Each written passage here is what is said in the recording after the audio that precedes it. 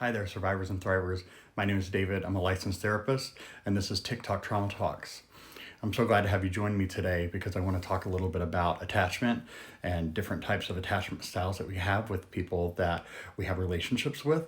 And attachment styles are usually very much determined from childhood, depending on what kind of parents we have or what kind of guardians help raise us and the way that they interact with us. And what I like to do when I teach is also provide skills on how to start to work on our own different pieces of trauma that we experience and how to start having resolution from those different experiences.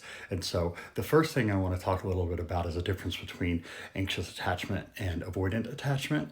People who have an anxious attachment style generally had parents who weren't really able to give them what they needed. Parents might have been too busy, or they might have been abusive, or they could have just been unavailable. And then you have the avoidant attachment style for people who had parents who were either too much into their business, or perhaps they were abusive as well. And so we kind of develop these different styles based on the relationships we have later on in life.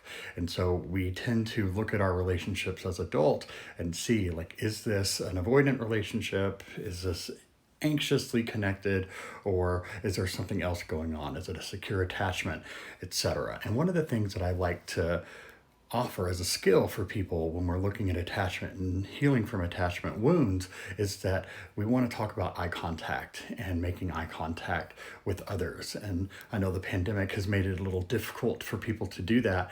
But you're in public and you have these interactions with other people, and you can notice kind of by their eyes. Their eyes say a lot. We communicate a lot with our eyes, and the face had been kind of covered, and so not really kind of being able to see whether or not the person was smiling. But a lot of times you can tell if someone is smiling with their eyes. And so what we tend to examine and what we want to get into is the opportunity of exploring how to have eye contact with others in a healthy way. And so what I'd like to challenge you to do, if you're open to it, everything is optional.